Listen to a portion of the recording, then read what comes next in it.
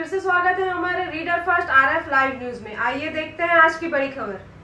Delhi world public school Raigarh के उन गिने चुने विद्यालयों में से एक है जिसने अपनी स्थापना के बाद बहुत थोड़े समय में ही शैक्षणिक जगत में लोकप्रियता के नए कीर्तिमान स्थापित किए हैं। विद्यालय को एक उच्च कोटि का शिक्षण संकाय बनाने के लिए प्रतिबद्ध प्रिंसिपल प्रिया सिंह ने बताया कि हमारे विद्यालय की स्थापना के बाद ही कोरोना महामारी फैल गई, फिर भी हमने धैर्य के साथ ऑनलाइन अपनी शैक्षणिक गतिविधियां जारी रखी और अपने विद्यार्थियों की तमाम जरूरतों को पूरा किया। हमारे प्रयासों की छात्रों के साथ साथ अभिभावकों ने भी मुक्त कंठ से प्रशंसा की।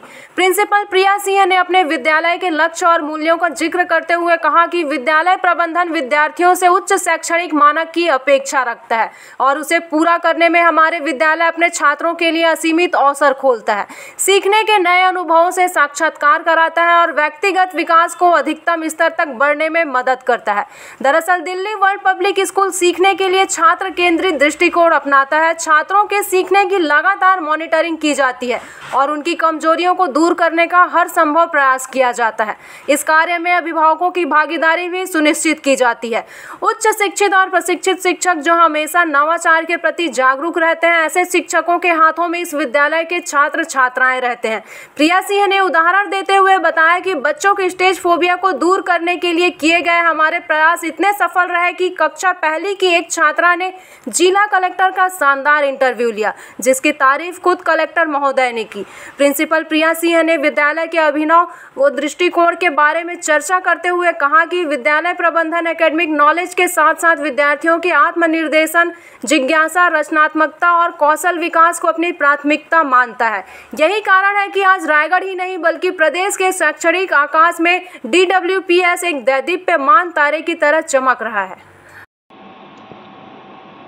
आज हम शहर के शैक्षणिक जगत में एक बहुत ही इनोवेटिव स्कूल की प्रिंसिपल के साथ वार्तालाप कर रहे हैं।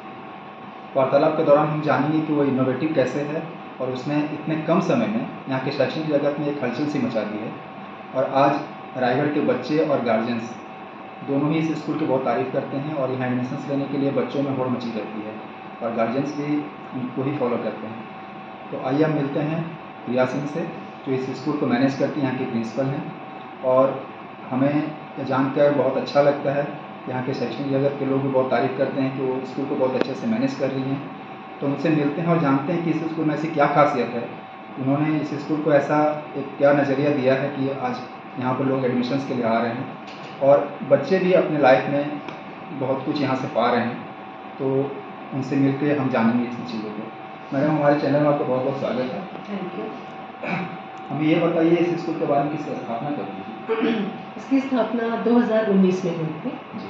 और अगर हमारे फिलॉसफी और हमारे विजन के बारे में आप पूछें तो हम एक उस पर, जैसे अब्दुल कलाम जी ने कहा है, all of us do not have equal talent but all of us have equal opportunities. उस पर हम स्ट्रांगली बिलीव करते हैं और उसको हमने अपना फिलॉसफी भी बनाया है। सो जो 2000 से स्टार्ट हुआ है वो आप जानते हैं पैंडमिक टाइम था, उस समय भी हमारे स्कूल की फिलोसफी यही रही है कि best education to the students.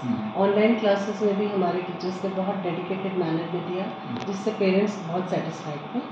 और जब हम फिजिकल क्लासेस स्टार्ट कर चुके हैं तो हमारे पास पूरी अपॉर्चुनिटीज़ है अपने बच्चों को बेस्ट देने का, जिसका हम पूरे समय कोशिश करते हैं through different skills, through different opportunities, through different platforms.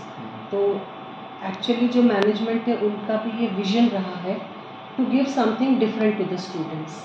अब आप भी जानते हैं आजकल इन दिस 21st सेंचुरी बच्चों में कितने स्किल्स चाहिए। ऐसा स्किल सेट होना चाहिए उनमें कि वो लाइफ में अपना एक नीश बना सके, उनको पता चल सके कि हम लोगों में ये स्किल्स है और उसको वो डेवलप करें। एक रोट लर्निंग का पैटर्न, अब आप NEP 2020 बोलिए, CBSE में चेंजेस बोलिए, बहुत कुछ चेंज हो चुका है।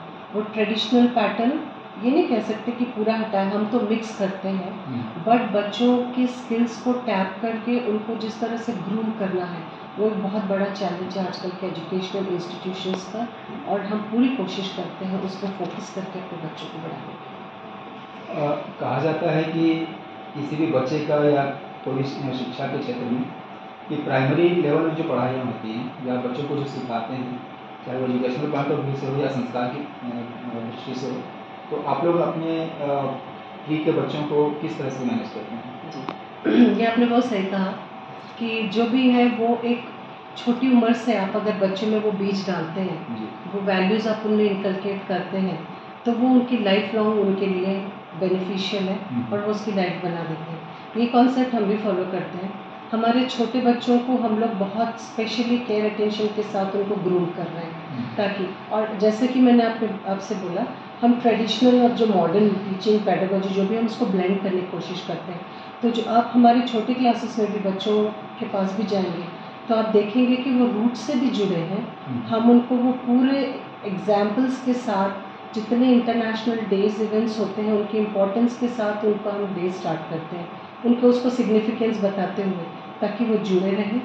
और सेकंड, हम उनको इस तरह का प्लेटफॉर्म देते हैं ताकि वो आगे भी लाइफ में कॉन्फिडेंटली ग्रो करें, जैसे पब्लिक स्पीकिंग। तो आप बिलीव नहीं करेंगे, हमारे छोटे छोटे बच्चे जो KG1 KG2 नर्सरी को हम क्लास में थोड़ा ग्रूम करते हैं और असेंबलीज में वो देखते हैं, लेकिन KG1 KG2 से हम उनको माइक देते हैं।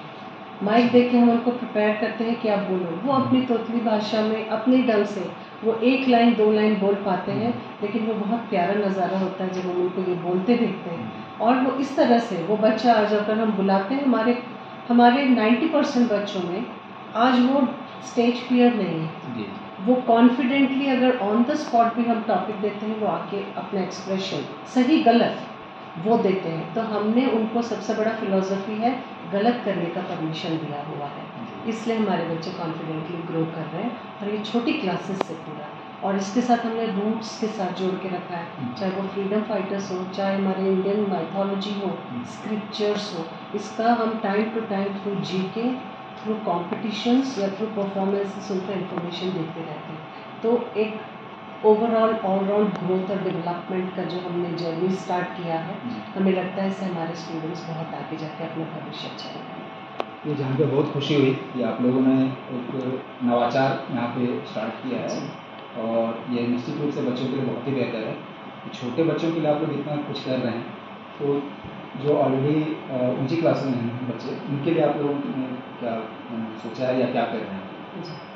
जो सीनियर क्लासेस के बच्चे हैं, जैसे अब जूनियर क्लासेस है, ये जो चल रहा है हमारा फाउंडेशनल स्टेज हो गया, प्रेपरेटरी स्टेज हो गया, ये छोटे बच्चे हैं। टीचर्स जैसे बोलते हैं, ये लोग बहुत अच्छे से रिलीजियसली उसको फॉलो करते हैं, बहुत प्यार से वो चीज़ों को करते हैं। ये कहीं ना कहीं इम्पैक्ट करता है हमारे सीनियर बच्चों को भी, जब वो ये सब देखते हैं कि जूनियर बच्चे भी बहुत अच्छे से फॉलो कर रहे हैं।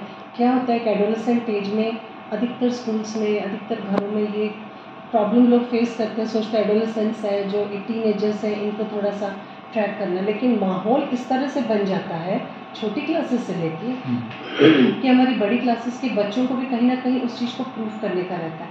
हम उनको वो अपॉर्चुनिटीज़ देते हैं, प्लेटफॉर्म्स देते हैं। ये तो एक बात रही। दूसरा ये कि हम उनको अभी से उनके मेन, आजकल देखिए आप जान रहे हैं, बच्चे अपना करियर ऑप्शंस नहीं समझ पा रहे हैं, चॉइस ऑफ सब्जेक्ट्स नहीं समझ पा रहे हैं। तो जो हमारी टीचर्स हैं, वो जितने भी ट्रेंड हैं, हमारे टीचर्स बहुत ट्रेनिंग सेशंस अटेंड करते हैं, ऑनलाइन भी ऑफलाइन भी। सो वो जितना भी अपने नॉलेज से बच्चों को हम आज से ही, अभी से ही, चाहे वो 7th में हो, उनको हम ट्रेन करने की कोशिश करते हैं कि आप में ये स्किल है, आप इसको डेवलप करो।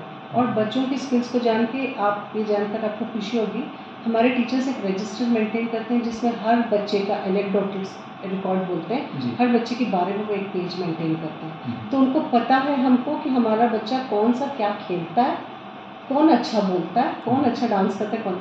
तो ये जो स्किल्स है हम डेवलप करके, जो मिडिल सेक्शन से है वहाँ से हम इस पर फोकस करके उनको एक प्रॉपर 11th 12th तक जाते जाते उनका लाइन क्लियर हो, इसकी कोशिश में। और एक अलग चीज़ जो हमने स्टार्ट की इस साल की, हमने ह्यूमैनिटी स्ट्रीम भी स्टार्ट कर लिया साइंस और कॉमर्स के साथ। और 11th में जब हम ह्यूमैनिटी स्ट्रीम स्टार्ट करें तो हम कुछ सब्जेक्ट ऑप्शंस ओपन किए। जैसे कि आप जानते हैं CBSE से तो फ्री है, बच्चे कोई भी ऑप्शंस वो चूज़ कर सकते हैं अपने, लेकिन अभी भी वो अवेयरनेस उतना नहीं है ना पेरेंट्स में ना बच्चों में। तो हम लोग कोशिश करते हैं वो अवेयरनेस क्रिएट करें, और हमने उस प्रयास में सब्जेक्ट कॉम्बिनेशन से जो वो थोड़े यूनिक सब्जेक्ट कॉम्बिनेशंस ऑफर करना स्टार्ट कर दिया।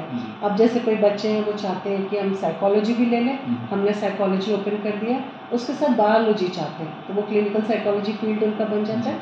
इस तरह से कोई पूरे स्कल्पचर में जाना चाहता है, कोई म्यूज़िक में जाना चाह रहा है, तो ये ऑप्शंस हमने ओपन कर दिए हैं। तो इससे पेरेंट्स भी बहुत खुश हैं और बच्चे समझ पा रहे हैं अपना स्किल पहचान के उसमें आगे बढ़ना, जो कि हमारे लिए बहुत खुशी और उपलब्धि की बात है जी। ये तो बहुत ही मतलब बेहतर बात है कि आप लोगों ने न्यू एजुकेशन पॉलिसी को बिल्कुल आत्मसात कर लिया जी। और आज की डेट में तो अब इसी का ज़माना है और सेंट्रल गवर्नमेंट का भी यही कहना है। तो बच्चों के पास ऑप्शंस बहुत हैं, असीमित ऑप्शंस हैं, तो उनको ऑप्शन के बीच में उनकी क्या रुचि है या उनका स्किल किसमें है, इसको आप लोग कैसे ढूंढ पाते हैं और बच्चों को कैसे मोटिवेट करते हैं इसके लिए? हाँ जी, इसमें ये है कि देखिए होता क्या है कि कई बार पीयर प्रेशर होता है, कई बार पेरेंट्स का प्रेशर होता है, बच्चे कई बार समझ भी नहीं पाते हैं उनको क्या है, तो हम कोशिश करते हैं बच्चों को अपने लेवल पे काउंसलिंग करें और हमने बाहर से भी काउंसलर को इनवाइट किया हुआ है कि बच्चों को आप काउंसलिंग करें। लेकिन उससे बेस्ट ऑप्शन होता है कि आप बच्चे को एक्सप्लोर करने दो, आप उसको जानने दो कि उसको कहाँ रुचि है और वो किस चीज़ को बेहतर ढंग से ले पा रहा है। इसलिए हमने ऐसा नहीं किया है कि आप अगर इसमें एंट्री किए हो, एनरोल किए हो अपने आप को, ये आपके सब्जेक्ट कॉम्बिनेशन फाइनल है और आप अब इधर उधर नहीं, ऐसा हमने बिल्कुल नहीं किया है। मैंने उनको फ्री छोड़ा है, आप जाओ ये क्लास अटेंड करो, हफ्ता 10 दिन रजिस्ट्रेशंस में टाइम है, बच्चों को थोड़ा अपॉर्चुनिटी और उनको खुलने का मौका ज़रूरी है देना, तो उनको परमिशन दिया जाता है, वो अटेंड करते हैं। अटेंड करने के बाद सिर्फ अटेंड ही नहीं, उस टीचर के साथ बैठते हैं और उनके साथ इंटरैक्ट करते हैं कि क्या स्कोप है अगर हम ये लें, तो वो उनका जो आइडिया है टीचर का और अपने आइडिया को अलाइन कर पाते हैं। फिर पेरेंट्स से भी डिस्कशन होता है, तो ये एक और स्टेप हमने इस तरह से लिया हुआ है कि उनको फ्री हम अटेंड करने देते हैं। उसके बाद ये हुआ है मेरे साथ रिसेंटली, बच्चा जो अटेंड किया था वो आके मेरे पास अपना सब्जेक्ट कॉम्बिनेशन चेंज कराया कि मैम मुझे इसमें जाना है, मुझे इसमें इंटरेस्ट आ रहा है। तो ये एक पहल है कि आप बहुत से बच्चों को उनको सही लाइन चूज़ करने में मदद कर सकते हैं जी। बहुत बहुत धन्यवाद, आप बहुत अच्छे तरीके से आपने एक्सप्लेन किया। तो ये तो आपने करियर गाइडेंस की बात की या बच्चों को एक्सप्लोर करने की बात की जी। इसके अलावा स्कूल में एक्स्ट्रा करिकुलर एक्टिविटीज़ क्या करवाती हैं ताकि बच्चों का टोटल पर्सनालिटी ग्रोथ हो? जी, हमारे एक्स्ट्रा करिकुलर एक्टिविटीज़ में बच्चों का डांस, आर्ट, म्यूज़िक और public speaking skills, communication classes और ये सब हमारी तो डिबेटिंग स्किल्स डेवलप करने के क्लासेस, आर्टिफिशियल इंटेलिजेंस की, तो ये सब हमारा क्या होता है एक्चुअली सैटरडे हम क्लब्स रखते हैं, नो बैग डे होता है, बैगलेस डे होता है, तो उस दिन हम बच्चों को एक टेस्ट बस लेते हैं ताकि उनका नॉलेज एनहांस हो, और वो होता है जीके टेस्ट, और वो जीके टेस्ट उस पर बेस्ड होता है जो आपका वीक पूरे जो नेशनल इंटरनेशनल इम्पॉर्टेंट इवेंट्स है वो हुए हैं, तो वो पूरे डिस्कस होते हैं पहले, फिर उस पर क्वेश्चंस बना के वर्कशीट दिया जाता है। तो आप हमारे छोटी क्लास के भी बच्चे को कभी पूछेंगे कि वो क्या है डे, इंटरनेशनल नेशनल इवेंट, क्या इंपॉर्टेंस था, तो वो बच्चे बता पाते हैं, तो वो एक करते हैं। अदर देन दैट हम उनको इको क्लब और science club, robotics club, artificial intelligence की क्लासेस, ये सब क्लब्स हम सैटरडे कराते हैं, तो बच्चे उसमें इन्वॉल्व होते हैं, वही सब एक्टिविटीज़ करते हैं और घर चले जाते हैं। तो वो एक एडिशनल लर्निंग हम उनको उस दिन थ्रू क्लब देते हैं, उसमें भी वो अपने इंटरेस्ट से जाते हैं। कोई स्पोर्ट्स में होते तो उस दिन वो सिर्फ स्पोर्ट्स की एक्टिविटीज़ करते हैं। तो इस तरह से हम उनको बढ़ावा दे रहे हैं, ना कि सिर्फ क्लासरूम टीचिंग के थ्रू, बल्कि उनकी physical other activities, public speaking, सब के थ्रू हम उनको प्लेटफॉर्म्स दे के आगे बढ़ाने की कोशिश कर रहे हैं। हमारी दुनिया बहुत तेज़ी से टेक्नोलॉजी की तरफ बढ़ रही है जी। और ना केवल बढ़ रही है बल्कि बहुत तेज़ी से अडॉप्ट भी कर रही है। अब तो एआई का भी ज़माना आ गया, तो इसमें आप लोग अपने स्कूल के बच्चों को क्या क्या प्रोवाइड करवा रहे हैं? हाँ जी, हम अब तो एआई है, हाँ बताया जैसे एआई का ज़माना है, कंप्यूटर्स तो कंपलसरी है। हमारे इधर आईपी और एआई दोनों ऑप्शंस बच्चों को अवेलेबल है, लेकिन हमने अभी पिछले साल से एआई कंपलसरी कर दिया क्लास 1 ऑनवर्ड्स।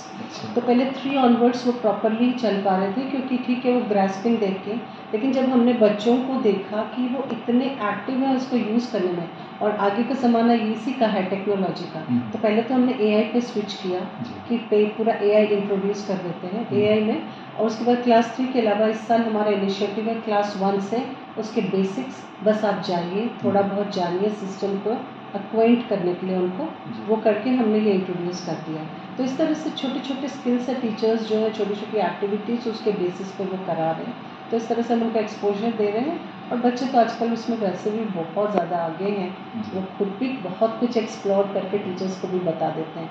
तो जो भी न्यू एडवांसमेंट्स हो रहे हैं हमारे टीचर्स बच्चों को अवेयर करने की कोशिश करते हैं, स्क्रीन पे दिखाते हैं, असेंबलीज में भी दिखा के उसके बारे में बताया जाता है। तो इस तरह से हम हेल्प कर रहे हैं कि उनको टेक्नोलॉजी में वो होती है। जी मैम, हम आपसे ये जानना चाहेंगे कि रायगढ़ के अंदर बहुत सारे प्राइवेट स्कूल्स हैं, सरकारी स्कूल्स हैं, ना केवल स्कूलों की संख्या बहुत है, बच्चों की संख्या भी बहुत है, तो इन तमाम भीड़ में आपका स्कूल अपने आप को कहाँ पाता है या किस मायने में डिपेंड करता है? ये बहुत अच्छा सवाल आपने पूछा, और जैसे कि इसका जवाब मैं जैसे दिल से देना चाह ही रही थी और वो सवाल आपने पूछा, तो मैं ये कहना चाहूँगी सबसे पहली बात, और ये मैसेज कन्वे करना चाहूँगी कि हम किसी भीड़ में शामिल नहीं हैं, ना हम किसी दौड़ में शामिल हैं। शिक्षा वो नहीं होती जहाँ आप दौड़ लगाओ, शिक्षा वो होता है जहाँ आप स्थिर रहो, स्थिर होके आप अपने बच्चों को वो ज्ञान दो जो वो स्थिरता से प्राप्त करें।